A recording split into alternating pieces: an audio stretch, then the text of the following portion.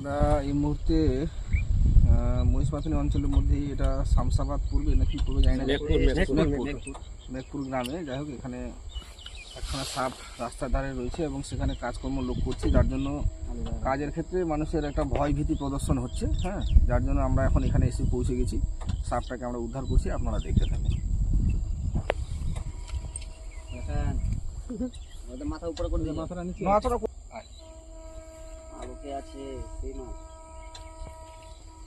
সাপটাই কালকা সাপটাই আমরা একটা কাছ থেকে দেখে দিন গেলে কত স্পিডে হাঁটাছে, ঠান্ডা হয়েছে। কি সাপ এটা গো, গমা কত যায় দেখি কি মা কি সুন্দর লাগছে। হ্যাঁ এত ফোনা তোলা তো ভালো লাগছে।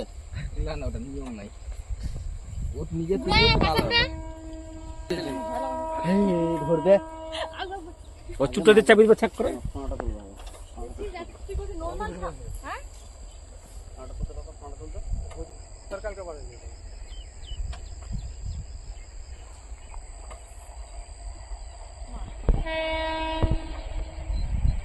ভালো ইয়ে জায়গা সে হয়ে আছে, নেচা তো হয়ে আছে 3 থেকে নামিয়ে আছে।